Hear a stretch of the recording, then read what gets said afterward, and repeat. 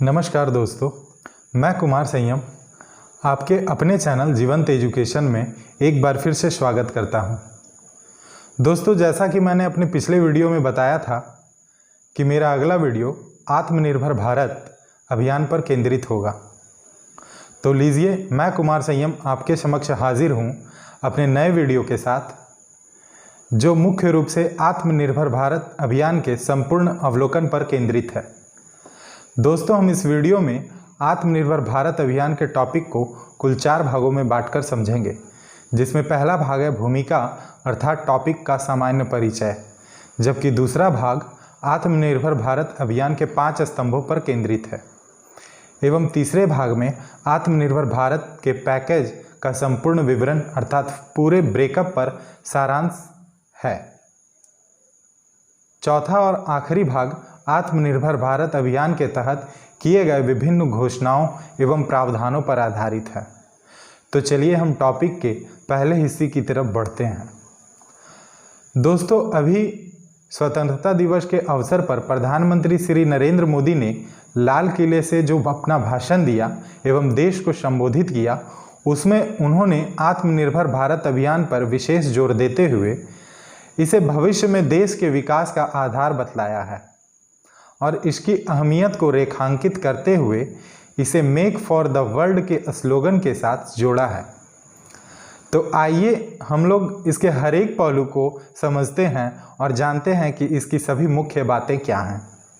प्रधानमंत्री श्री नरेंद्र मोदी ने corona virus से चरमराई भारतीय अर्थव्यवस्था को संकट से उबारने के लिए के नाम अपने संबोधन में आत्मनिर्भर भारत अभियान की घोषणा की थी। आत्मनिर्भर भारत कोविड-19 महामारी के विरुद्ध प्रयासों के तहत मोदी सरकार की अब तक की सबसे बड़ी घोषणा है। प्रधानमंत्री मोदी ने कोविड-19 की आपदा को अवसर में बदलने का संदेश देते हुए आत्मनिर्भर भारत अभियान के तहत 20 लाख करोड़ के विशाल आर्थिक पैकेज की घोषणा की है। 20 लाख करोड़ का यह पैकेज भारतीय जीडीपी का लगभग 10% है, जिसे केंद्र सरकार कोरोना महामारी के कारण खस्ताहाल भारतीय अर्थव्यवस्था को बूस्ट करने में विस्तृत रूप से इस्तेमाल करेगी। प्रधानमंत्री ने इस पैकेज की घोषणा करते हुए यह बताया था कि यह पैकेज लैंड, लेबर, लिक्विडिटी और कानून अर्थात लॉज पर केंद्रित होगा। पीएम ने आत्मनिर्भर भारत के निर्माण के लिए वोकल फॉर लोकल तथा स्वदेशी अपनाने पर भी जोर दिया था। वोकल से लोकल का मतलब समझाते हुए प्रधानमंत्री ने कहा था कि कोविड-19 की महामारी के कारण उपजी समस्याओं से उबरने के लिए अब देश की अर्थव्यवस्था को स्वदेशी निर्मित सामानों और घरेलू बाजारों की ज़्यादा ज़रूरत है, जो किसी प्रकार के विदेशी निर्भरता से मुक्त हो। दरअसल कोरोना वायरस महामारी ने दुनिया की सभी छोटी बड़ी अर्थव्यवस्थाओं को बुरी तरह से प्रभावित किया है और ऐसे में बड़ी से बड़ी अर्थव्यवस्था यह सोचने पर मजबूर हो गई है कि उनके द्वारा जिस भी अन्य देश में एफडीआई किया गया है, वे सारे कंपनी उठकर उनके ही देश में आए। कोरोना वायरस की वजह से अमेरिका एवं जापान जैसे देश भी इतनी बुरी तरह से प्रभावित हुए हैं कि उन्हें भी विदेशों खासकर चीन में स्थापित अपने कंपनियों को स्वदेश लौट कर निवेश करने पर बल देने का आह्वान किया गया है। इन्हीं वजहों से भारत में भी अर्थव्यवस्था को स्वनिर्भर एवं आत्मसंपन्न बनाने के लिए एक बड़ी पहल की ज़रूरत की महसूस की जा रही थी, जिसके चलते मोदी सरकार आत्मनिर्भर भारत अभियान लेकर सामने आई। दोस्तों, आपको याद होगा कि मोदी सरकार ने अपने पहले कार्यकाल के दौरान 2014 में ही भारतीय विनिर्माण क्षेत्र को मजबूती प्रदान करने के लिए मेक इन इंडिया कार्यक्रम की शुरुआत की थी। और चूंकि आत्मनिर्भर भारत भी भारत के घरेलू बाजार को मजबूत बनाने के लिए है, इसलिए आत्मनिर्भर भारत अभियान को मेक इन इंडिया कार्यक्रम का नया वर्जन भी माना जा रहा है। तो यह हमारे आज के टॉपिक की भूमिका थी। अब हम इसके दूसरे हिस्से पर नज़र डालते हैं, जिसके तहत हम देखेंगे कि आत्मनिर्भर भारत के 5 स्तंभ कौन कौन से हैं। प्रधानमंत्री मोदी ने आत्मनिर्भर भारत की घोषणा करते समय इसके 5 स्तंभों यानी पिलर्सों का भी जिक्र किया था, जिन पर यह पूरा अभियान टिका होगा। आप इन स्तंभों को स्लाइड में देख सकते हैं। इन 5 स्तंभों में पहला स्तंभ है अर्थव्यवस्था यानी इकोनॉमी, जो इंक्रीमेंटल चेंज यानी आंकड़ों में होने वाले छोटे परिवर्तनों की बजाय बड़ी उछाल यानी क्वांटम जंप पर आधारित होगा। दूसरा स्तंभ है अवसंरचना यानी इंफ्रास्ट्रक्चर, और यह ऐसी अवसंरचना होगी जो आधुनिक भारत की पहचान बन सके। तीसरा स्तंभ टेक्नोलॉजी है, जिसके बल पर 21वीं शताब्दी की पूरी प्रणाली आधारित होगी। चौथा स्तंभ गतिशील जनसंख्या अर्थात वाइब्रेंट डेमोग्राफी होगी, जो आत्मनिर्भर भारत के लिए ऊर्जा का स्रोत बनेगा। पांचवा भाग और आखिरी अर्थात डिमांड है, जिसके बारे में प्रधानमंत्री ने कहा है कि भारत की वृहद मांग एवं आपूर्ति श्रृंखला की पूरी क्षमता का उपयोग नए दौर की आत्मनिर्भर अर्थव्यवस्था में किया जाना चाहिए। तो दोस्तों, आशा करता हूं कि आपने आत्मनिर्भर भारत के 5 स्तंभों को भली भांति समझ लिया होगा। अब हम इस टॉपिक के तीसरे भाग अर्थात आत्मनिर्भर भारत के पैकेज के संपूर्ण ब्यौरों यानी फुल ब्रेकअप पर चर्चा करेंगे। दूसरे शब्दों में कहें तो यह जानेंगे कि 20 लाख करोड़ रुपए आत्मनिर्भर भारत पैकेज को केंद्र सरकार कहां और किस प्रकार खर्च करेगी। दोस्तों, वित्त मंत्री निर्मला सीतारमण ने आत्मनिर्भर भारत के कुल 20 लाख करोड़ रुपए के पैकेज का पूरा ब्यौरा प्रस्तुत किया था, और इनके अनुसार उन्होंने पैकेज को मूल रूप से 5 हिस्सों में किए जाने वाले खर्चों एवं रियायतों में बांटा था। लेकिन यहाँ एक बात ध्यान देने लायक है कि इस 20 लाख करोड़ के पैकेज में इन 5 हिस्सों के अलावा केंद्र सरकार द्वारा पूर्व में घोषित 1,92,800 करोड़ रुपए का राहत पैकेज भी शामिल है। दोस्तों, साथ ही साथ आरबीआई द्वारा पूर्व में घोषित 8,01,603 करोड़ रुपए का पैकेज भी इसमें शामिल है। 20 लाख करोड़ रुपए के पूरे ब्रेकअप को आप स्लाइड में दिए गए डायग्राम के माध्यम से समझ सकते हैं।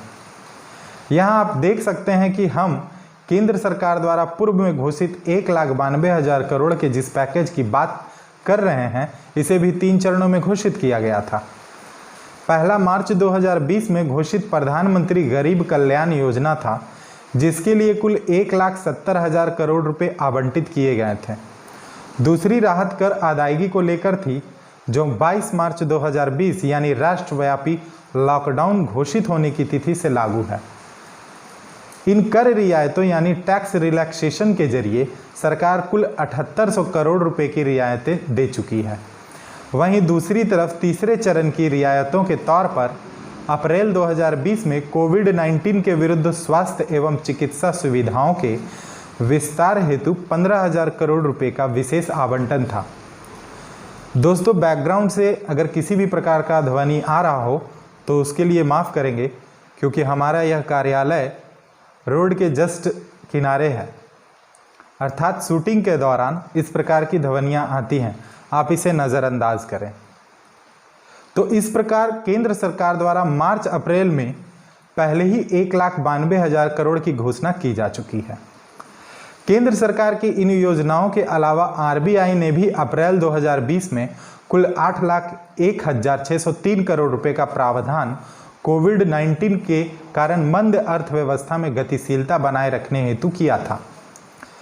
दोस्तों, हम अपने इस वीडियो के बाद के सेगमेंट में प्रधानमंत्री गरीब कल्याण योजना एवं आरबीआई द्वारा कोविड-19 को लेकर की गई विशेष घोषणाओं पर विस्तार से चर्चा करेंगे। एक और बात आप लोगों को बता दूं कि वित्त मंत्री निर्मला सीतारमण ने आत्मनिर्भर भारत पैकेज को जिन 5 हिस्सों में बांटकर खर्च किए जाने की बात कही है, उन 5 हिस्सों में सूक्ष्म लघु एवं मध्यम उद्योग यानी एमएसएमई और गैर बैंकिंग वित्तीय कंपनियां एनबीएफसी, डिस्कॉम कंपनियों, उद्योगों में काम करने वाले कामगारों, किसानों, छोटे व्यवसायियों, कोर सेक्टर के विनिर्माण उद्योग इत्यादि के लिए विशेष प्रावधान किए गए हैं। इन 5 हिस्सों में किए गए वित्तीय प्रावधानों के मुख्य बिंदुओं को हम अभी थोड़ी ही देर में वीडियो में डिस्कशन करने वाले हैं। तो फ्रेंड्स, आशा करता हूं कि स्क्रीन पर उपलब्ध कराए जा रहे स्लाइड एवं डायग्राम से आपको क्लियर हो गया होगा कि किस प्रकार आत्मनिर्भर भारत का जो 20 लाख करोड़ का पैकेज है उसे अर्थव्यवस्था के विभिन्न क्षेत्रों में उत्थान के लिए 5 हिस्सों में किए जाने वाले कार्यों एवं इसके साथ साथ केंद्र सरकार तथा आरबीआई द्वारा पूर्व में किए गए घोषणाओं के तहत मिला जुलाकर कवर किया गया है। तो दोस्तों, यह था हमारे टॉपिक का तीसरा भाग, जिसके तहत हम लोगों ने 20 लाख करोड़ के पैकेज के फुल ब्रेकअप को जाना। अब चलिए बढ़ते हैं इस वीडियो के चौथे हिस्से की ओर, जिसमें हम चर्चा करेंगे कि आत्मनिर्भर भारत अभियान के तहत किए गए विभिन्न घोषणाएं एवं प्रावधान कौन कौन से हैं। फ्रेंड्स, यहाँ हम आत्मनिर्भर भारत के विभिन्न घोषणाओं और प्रावधानों को कुल 10 हिस्सों में बांटकर चर्चा करेंगे। इन 10 भागों में पहला भाग सरकारी सुधारों पर होगा, दूसरा भाग एमएसएमई एवं अन्य व्यवसायों हेतु, तीसरा भाग कृषि एवं सह संबंध क्षेत्रों हेतु किए गए प्रावधानों पर होगा, वहीं चौथा भाग प्रवासी मजदूरों हेतु प्रावधानों पर होंगे। पांचवें भाग में हम रक्षा क्षेत्र से जुड़े प्रावधान को देखेंगे और छठे भाग में सिविल एविएशन से जुड़े प्रावधानों पर गौर करेंगे, जबकि सातवें भाग में ऊर्जा क्षेत्र से जुड़े प्रावधानों को कवर किया जाएगा। इसके अलावा आठवें भाग में सामाजिक क्षेत्र अर्थात सोशल सेक्टर से जुड़े प्रावधानों को भी हम देखेंगे। तो वहीं 9वें भाग में केंद्र सरकार द्वारा घोषित प्रधानमंत्री गरीब कल्याण योजना के प्रावधानों एवं 10वें और अंतिम भाग में आरबीआई द्वारा पूर्व में उठाए गए कदमों की चर्चा करेंगे। तो चलिए सबसे पहले देखते हैं कि सरकारी सुधारों के तहत क्या क्या प्रावधान आत्मनिर्भर भारत के अभियान में किए गए हैं। आत्मनिर्भर अभियान के तहत मुख्य रूप से 2 सरकारी सुधार किए गए हैं, जिसमें पहला सुधार के तहत राज्य सरकारों की उधारी क्षमता को वित्तीय वर्ष 2020-21 के लिए सकल राज्य घरेलू उत्पाद यानी जीडीपी के 3% से बढ़ाकर 5% कर दिए गए हैं। इससे राज्यों के लिए कुल मिलाकर लगभग 4.28 लाख करोड़ रुपए के अतिरिक्त वित्तीय संसाधन की व्यवस्था हो पाएगी। ज्ञात हो कि राज्य सरकारें अपने वित्तीय जरूरतों को पूरा करने के लिए केंद्र सरकार से ऋण लिया करती है, लेकिन एफआरबीएम एक्ट यानी physical responsibility and budget management act नामक एक कानून है, जिसमें सरकारों द्वारा ऋण लेने की सीमा तय की गई है। परंतु केंद्र सरकार द्वारा ऋण लेने की सीमा बढ़ाए जाने के बाद अब राज्य सरकार अपने राज्य स्तरीय एफआरबीएम एक्ट में मामूली संशोधन करके केंद्र सरकार से पहले की अपेक्षा ज़्यादा कर्ज ले सकेंगे। आत्मनिर्भर भारत अभियान के तहत दूसरे सरकारी सुधारों के तहत सार्वजनिक क्षेत्र के उपक्रमों यानी पब्लिक सेक्टर इंटरप्राइजेज के निजीकरण पर ध्यान केंद्रित किया जा रहा है। केंद्र सरकार द्वारा कुछ रणनीतिक क्षेत्रों को छोड़कर बाकी के क्षेत्र से जुड़े सरकारी कंपनियों को वृहद स्तर पर निजी हाथों में सौंपने की तैयारी की जा रही है। उदाहरण के तौर पर सरकार एलआईसी तथा 5 सार्वजनिक क्षेत्रों के बैंकों को शीघ्र ही निजी क्षेत्र को बेचने जाने की योजना बना रही है। यह आत्मनिर्भर भारत अभियान के तहत सरकारी सुधार से जुड़े मुख्य प्रावधान थे। आइए अब एमएसएमई एवं अन्य व्यवसायों हेतु किए गए प्रावधानों पर नजर डालते हैं। केंद्र सरकार ने एमएसएमई यानी सूक्ष्म लघु एवं मध्यम उद्योगों की परिभाषा में बदलाव किया है और उससे अधिक उदार बनाया गया है, ताकि अधिक से अधिक उद्योग एमएसएमई के लिए दिए जाने वाले विशेष रियायतों का लाभ प्राप्त कर सकें। जहां पहले एमएसएमई की परिभाषा निवेश की रकम के आधार पर तय की गई थी, वहीं अब इसका वर्गीकरण निवेश की रकम के साथ साथ उनके टर्नओवर के आधार पर भी किया जाएगा। नई परिभाषा के तहत अब मैन्युफैक्चरिंग और सर्विस इकाइयों के बीच फर्क को खत्म कर दिया गया है। अब 1 करोड़ रुपए तक का निवेश और 5 करोड़ रुपए तक का टर्नओवर वाली इकाइयों को माइक्रो यानी सूक्ष्म इकाई कहा जाएगा। वहीं अब 10 करोड़ तक के निवेश की राशि एवं 50 करोड़ के टर्नओवर वाली इकाइयों को स्मॉल यानी लघु इकाई माना जाएगा। तो दूसरी तरफ 20 करोड़ की निवेश की राशि एवं 100 करोड़ तक के टर्नओवर वाली इकाइयां मीडियम अर्थात मध्यम इकाई की दायरे में आएंगी। एमएसएमई के लिए दूसरा अहम घोषणा करते हुए केंद्र सरकार ने एमएसएमई और अन्य छोटे स्तर के व्यवसायों के लिए 3 lakh crore collateral free automatic loan की व्यवस्था की है। यह कोलैटरल फ्री लोन दरअसल वैसे ऋण होंगे जिन्हें यह इकाइयां बिना किसी गारंटी या सिक्योरिटी के ले सकेंगे। इन ऋणों की अवधि 4 वर्षों की होगी, जिसमें 1 वर्ष तक मूलधन चुकाने की आवश्यकता नहीं होगी। दबावग्रस्त एमएसएमई के लिए 20,000 करोड़ रुपए के अधीनस्थ ऋण यानी सबऑर्डिनेट लोन का भी प्रावधान किया गया है। अधीनस्थ कर्ज निचले दर्जे के कर्ज होते हैं, जिन्हें दिवालिया होने की स्थिति में कोई भी कर्जदार तुरंत लौटाने के लिए बाध्य नहीं होता है। इसके अलावा अच्छा प्रदर्शन करने वाले और विस्तार की इच्छा रखने वाले एमएसएमई के लिए फंड ऑफ फंड्स के जरिए 50,000 करोड़ की इक्विटी इंफ्यूजन को मंजूरी दी गई है। इसके लिए सरकार द्वारा 10,000 करोड़ रुपए का फंड सेटअप भी किया जाएगा। फंड्स ऑफ फंड्स दरअसल मल्टी मैनेजर निवेश होते हैं, जो दूसरे अलग अलग फंडों में निवेश किए जाते हैं एवं मास्टर फंड की भांति कार्य करते हैं। एक अन्य घोषणा के तहत RARE यानी real estate regulation and development act के अंतर्गत आने वाले प्रोजेक्ट्स के रजिस्ट्रेशन एवं कंप्लीशन की तिथियों को आगे बढ़ा दिया गया है। केंद्र सरकार ने कामगारों एवं रोजगार प्रदाताओं को राहत देते हुए एम्प्लॉय प्रोविडेंट फंड यानी कर्मचारी भविष्य निधि को लेकर विशेष प्रावधान किए हैं। भविष्य निधि मद में कर्मचारियों एवं रोजगार प्रदाताओं दोनों द्वारा दिए जाने वाले अंशदान यानी कंट्रीब्यूशन को 12% से घटाकर 10% कर दिया गया है। यह व्यवस्था अगस्त माह 2020 तक चलेगी। ऐसा प्रावधान इसलिए किया गया है ताकि कर्मचारी एवं रोजगार प्रदाता दोनों महामारी के द्वारा थोड़े ज़्यादा पैसे अपने खर्च के लिए रख सकें। हालांकि यह प्रावधान पीएसयूज और वैसे कामगारों के लिए लागू नहीं होगा जिन्हें प्रधानमंत्री गरीब कल्याण योजना के तहत 24% ईपीएफ सहयोग मिल रहा हो। प्रधानमंत्री गरीब कल्याण योजना के इस ईपीएफ सहयोग की चर्चा हम बाद में करेंगे। आत्मनिर्भर भारत अभियान के तहत एनबीएफसी, एचएफसीज तथा एमएफआईज के लिए भी सारे प्रावधान किए गए हैं। पहले मैं वैसे स्टूडेंट जिन्हें एनबीएफसी, एचएफसी एवं एमएफआई के बारे में नहीं पता है उनके बारे में शॉर्ट में बतला देता हूँ। एनबीएफसी अर्थात नॉन बैंकिंग फाइनेंस कंपनी, जिन्हें हिंदी में गैर बैंकिंग वित्तीय कंपनी कहा जाता है, वैसी गैर बैंकिंग संस्थाएं होती हैं जो मुख्य रूप से व्यावसायिक प्रतिष्ठानों को कर्ज मुहैया कराने का काम करती हैं।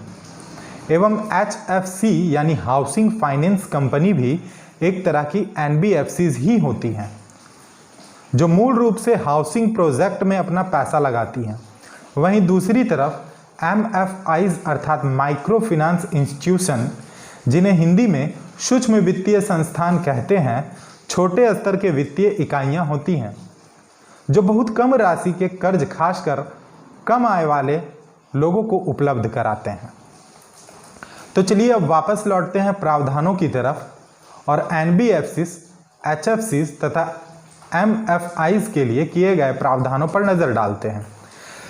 केंद्र सरकार ने एनबीएफसीज, एचएफसीज तथा एमएफआईज के लिए 45,000 करोड़ रुपए का प्रावधान करते हुए आंशिक क्रेडिट गारंटी स्कीम 2.0 लॉन्च की है, जिसके जरिए सरकार निम्न क्रेडिट रेटिंग वाले एनबीएफसीज, एचएफसीज तथा एमएफआईज को एमएसएमई एवं व्यक्तिगत स्तर पर कर्ज देने के लिए प्रेरित करेगी।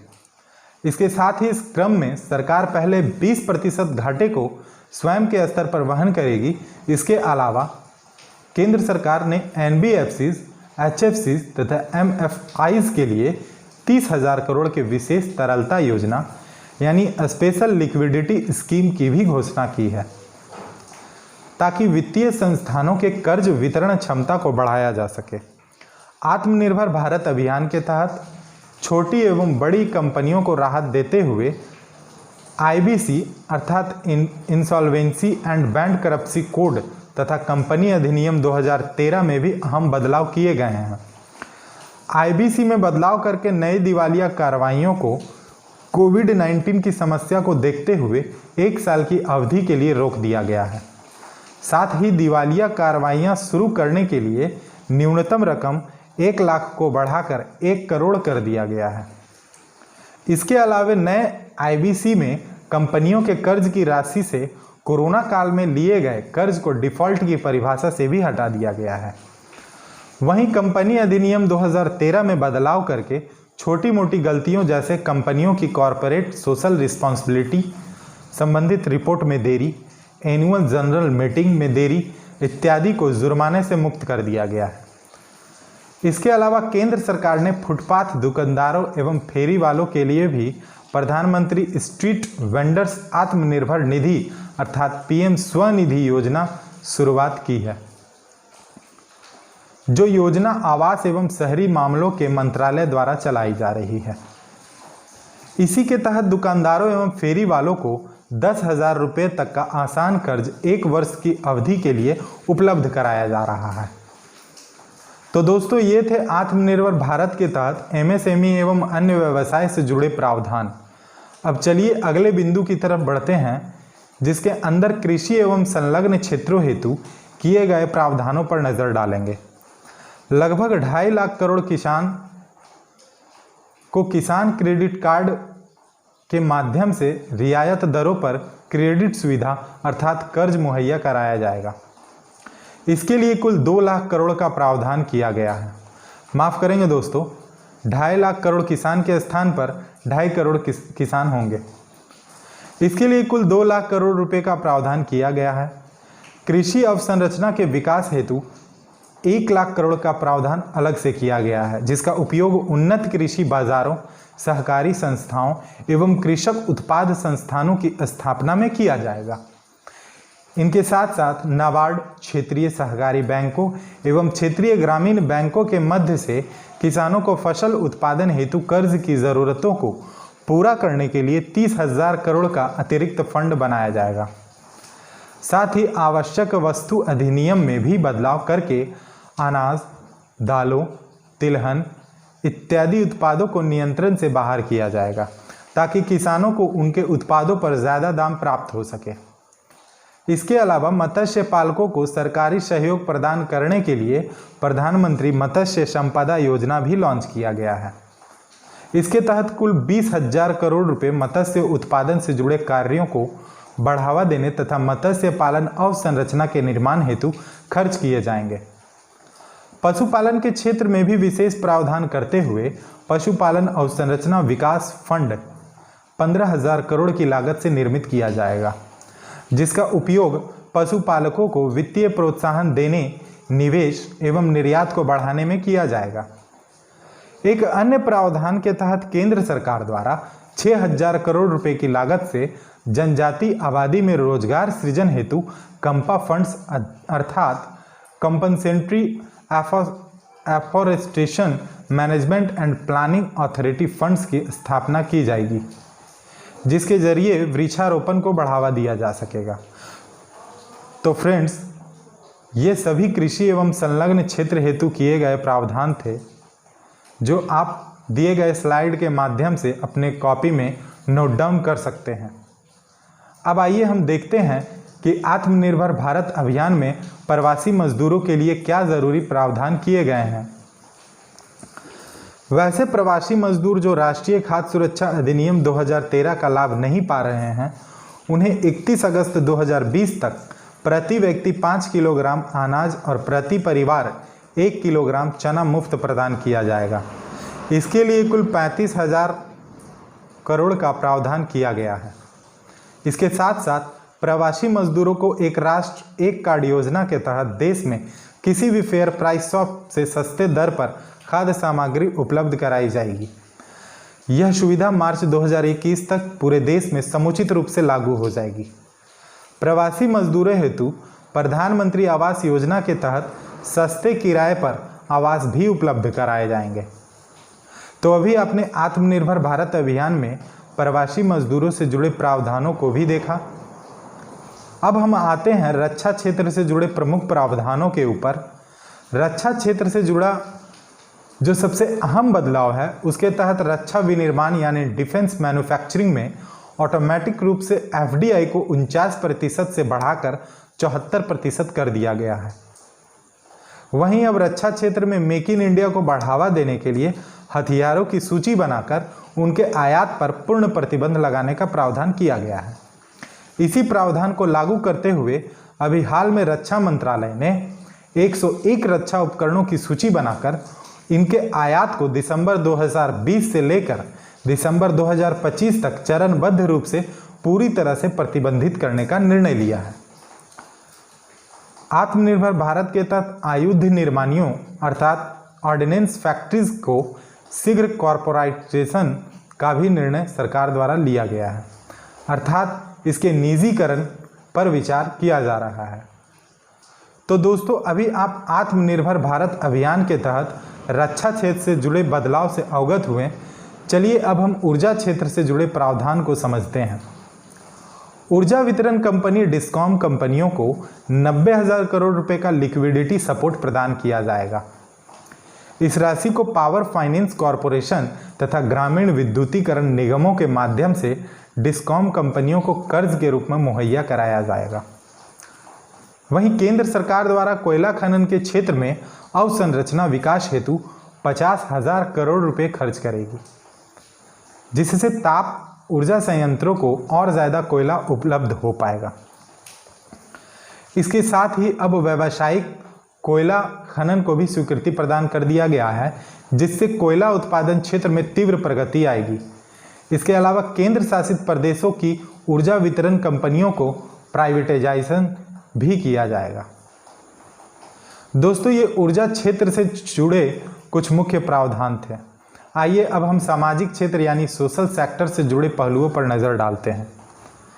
आत्मनिर्भर भारत अभियान के तहत शहरी एवं ग्रामीण क्षेत्रों में आधारभूत स्वास्थ्य अवसंरचनाओं के विकास पर निवेश में बढ़ोतरी करने की बात इस योजना के तहत की गई है। जिला एवं प्रखंड स्तर पर लैब नेटवर्क को मजबूत किया जाएगा ताकि कोरोना महामारी से निपटने में शीघ्रता आए। इसके अलावा नेशनल डिजिटल हेल्थ ब्लूप्रिंट को तैयार करने की भी बात की गई है, जिसके द्वारा सभी देशवासियों को प्रभावी एवं सुरक्षित सार्वभौमिक स्वास्थ्य कवरेज उपलब्ध कराया जाएगा। सामाजिक क्षेत्र में किए गए अहम घोषणाओं में मनरेगा के तहत आवंटन में वृद्धि भी शामिल है। केंद्र सरकार मनरेगा हेतु 40,000 करोड़ रुपए का अतिरिक्त आवंटन करेगी। इसके अलावा शिक्षा के क्षेत्र में एक महत्वपूर्ण घोषणा करते हुए ई विद्या प्लेटफॉर्म की शुरुआत करने की भी बात की गई है, जिसके जरिए डिजिटल शिक्षा को बढ़ावा दिया जाएगा। इस प्लेटफॉर्म का इस्तेमाल राज्य एवं केंद्र शासित प्रदेशों में स्कूली शिक्षा को लेकर चल रहे दीक्षा योजना को सपोर्ट करने के लिए किया जाएगा। तो दोस्तों, ये सामाजिक क्षेत्र से जुड़े कुछ अहम प्रावधान थे जो आपके लिए महत्वपूर्ण थे। अब हम देखेंगे कि प्रधानमंत्री गरीब कल्याण योजना के तहत आत्मनिर्भर भारत अभियान में क्या क्या घोषणाएं की गई हैं। आपको बता दूं कि प्रधानमंत्री गरीब कल्याण योजना की शुरुआत दिसंबर 2016 में ही की गई थी, परंतु कोरोना वायरस महामारी की मार झेल रहे भारत की आबादी को विशेष सहयोग प्रदान करते हुए मोदी सरकार ने 26 मार्च 2020 को 1,70,000 करोड़ रुपए के निवेश के विशेष प्रावधान किए। साथ ही हम इस योजना के तहत मार्च में किए गए प्रावधानों पर आइए चर्चा करते हैं। इस योजना के अंतर्गत कोविड-19 के विरुद्ध स्वास्थ्य सेवा में लगे प्रत्येक स्वास्थ्य कर्मी को 50 लाख का बीमा उपलब्ध कराया गया है। तो दूसरी तरफ 3 महीनों तक प्रत्येक महिला जनधन खाता धारकों को 500 रुपया प्रदान किया जाएगा। इसके अलावा इस योजना के तहत मनरेगा मजदूरों की मजदूरी को 182 रुपया प्रतिदिन से बढ़ाकर 202 रुपया प्रतिदिन किया गया है। करीब 80 करोड़ लोगों को गरीब कल्याण अन्न योजना के तहत नवंबर 2020 तक अतिरिक्त 5 किलोग्राम चावल या गेहूं प्रति माह तथा प्रत्येक परिवार को नवंबर 2020 तक अतिरिक्त 1 किलोग्राम अपनी पसंद का दाल प्रति मास मुफ्त प्रदान किया जाएगा। यह अतिरिक्त भोजन सामग्री राष्ट्रीय खाद्य सुरक्षा कानून 2013 के तहत सामान्य रूप से मिलने वाले खाद्य सामग्री के अलावा ही मिलेंगे। इस योजना के तहत 3 महीनों तक प्रत्येक दिव्यांग, गरीब, वृद्ध एवं विधवाओं को 1,000 रुपये प्रत्येक मास प्रदान किया जाएगा। देश भर की 63 लाख स्वयं सहायता समूहों को बिना गारंटी 20 लाख रुपए तक के कर्ज की भी घोषणा की गई है। साथ ही साथ गरीबी रेखा से नीचे आने वाले प्रत्येक परिवार को 3 महीनों तक मुफ्त LPG सिलेंडर का भी वितरण किया गया। इसके अलावा 100 से कम कामगारों एवं 15,000 से कम औसतन मासिक आय वाले इकाइयों में 3 महीने तक EPF में कर्मचारी एवं रोजगार प्रदाता दोनों की ओर से दिए जाने वाले कुल 24% अंशदान को केंद्र सरकार के फंड में से प्रदान किए जाने का प्रावधान किया गया है। तो दोस्तों, यह थे प्रधानमंत्री गरीब कल्याण योजना के तहत दी गई संपूर्ण घोषणाएं। अब हम बढ़ते हैं अपने आखिरी सेगमेंट की ओर, जिसमें हम यह जानेंगे कि आत्मनिर्भर भारत अभियान के तहत RBI ने भारतीय अर्थव्यवस्था को कोविड-19 के संकट से बाहर निकालने के लिए क्या क्या कदम उठाए हैं। RBI ने तरलता में बढ़ोतरी के लिए CRR यानी कैश रिजर्व रेशियो को लगातार घटाया है। अभी वर्तमान में CRR 3% है। इससे लगभग 1,37,000 करोड़ रुपए की तरलता में भारतीय बाजार में वृद्धि होगी। मार्जिनल स्टैंडिंग फैसिलिटी के तहत बैंक RBI से अत्यंत कम समय के लिए त्वरित लोन लेते हैं। इसकी सीमा को बढ़ाया गया है ताकि बैंक 1,70,000 करोड़ की अतिरिक्त तरलता प्राप्त कर सकें। इसके अलावा नाबार्ड तथा नेशनल हाउसिंग बैंक को 50,000 करोड़ रुपए का विशेष पुनर्वित्तीय सुविधा रेपो रेट पर प्रदान किया गया है। वहीं दूसरी ओर टर्म लोन के संबंध में इंस्टॉलमेंट एवं ब्याज की अदायगी पर 3 महीने का मॉरेटोरियम अर्थात राहत अवधि प्रदान किया गया है। यह लोन मॉरेटोरियम NBFCs पर भी लागू होंगे। RBI ने 50,000 करोड़ रुपए का भी प्रावधान किया है, जो targeted long term repo operation के तहत NBFCs तथा MFIs को निवेश के लिए प्रदान किया जाएगा। इसके जरिए बैंक RBI के एक निश्चित दर पर कर्ज लेते हैं तथा उन्हें पुनः NBFCs को कर्ज देने में इस्तेमाल करते हैं, जिससे NBFC की स्थिति सुधरती है। तो प्रिय व्यूअर्स, इस आखिरी सेगमेंट की समाप्ति के साथ ही हमारा आज का वीडियो, जो आत्मनिर्भर भारत अभियान पर केंद्रित था, समाप्त होता है। साथियों, मैं कुमार संयम आपके अपने चैनल जीवंत एजुकेशन में पुनः स्वागत करता हूं। आपको यह आज का वीडियो कैसा लगा, आप हमें कमेंट करें और बताएं। दोस्तों, आप मेरे चैनल को लाइक एवं सब्सक्राइब करें तथा इसे शेयर करें ताकि मुझे प्रोत्साहन मिले। दोस्तों, जाने से पहले मैं आप सभी प्रिय व्यूअर्स को ये बताना चाहता हूँ कि चूँकि ये मेरा तीसरा वीडियो है, अर्थात यदि बोलने के दौरान किसी भी प्रकार की त्रुटि महसूस करते हो आप सभी, तो कृपया उसे नज़रअंदाज करें। मैं प्रयास करूँगा कि आपको धीरे धीरे और भी बेहतरीन क्लासेस उपलब्ध कराए जाएं। दोस्तों, मेरे जीवंत चैनल एजुकेशन को आप सब्सक्राइब करें एवं शेयर करें। धन्यवाद।